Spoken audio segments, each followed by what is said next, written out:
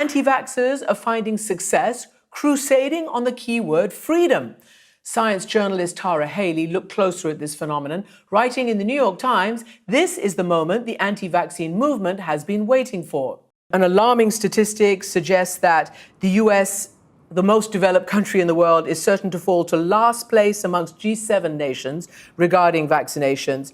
And across the country, only 63% are vaccinated, which is different to Europe, where as a whole, 80% are, and here in the UK, 77%. So all that to say, why and what have you discovered to be the most pernicious reason for this lack of vaccination?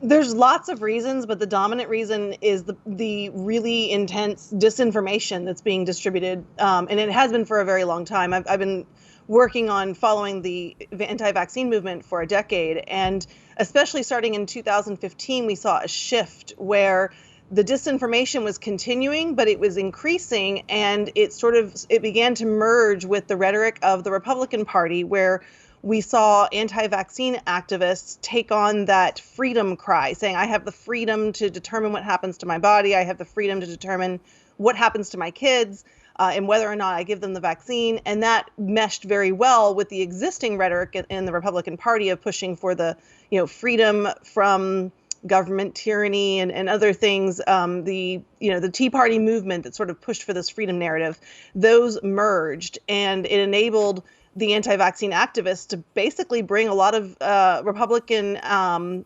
legislators onto their side and leaders onto their side. If mocking doesn't work, which it doesn't, as we saw with the Tea Party, and it's not a great thing to mock people, how do you actually get the right message out? I'm going to first tell you what not to do. You mentioned not mocking, but another thing that is not helpful to do is to amplify the messages that you hear from anti-vaccine activists, even if it's for the sake of saying this is crazy. Instead, you need to focus on saying the accurate information. But really, one of the things that we think works that doesn't work as well as we wish it did is giving people facts. We do need to give people facts, absolutely. But facts alone are not enough to change people's minds. So there's two different ways to look at this. On the macro level, there's many people in the Republican Party who are pro-vaccine, who have gotten vaccinated, who know the value of the vaccines. And we do have a lot of them speaking up, but we need more of them speaking up.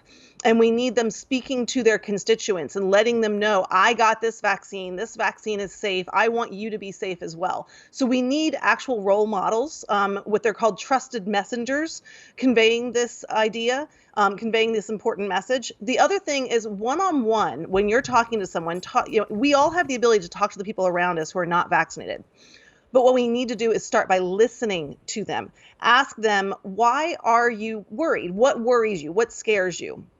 And listen to what they say, and then try and figure out what's under that. What's the fertility concern? Okay, so you're afraid that this is going to affect your long-term fertility.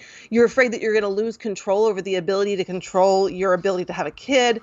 And then start to use sort of, I talk about Socratic method, but asking them questions. Well, did you realize that this many women die in pregnancy during COVID?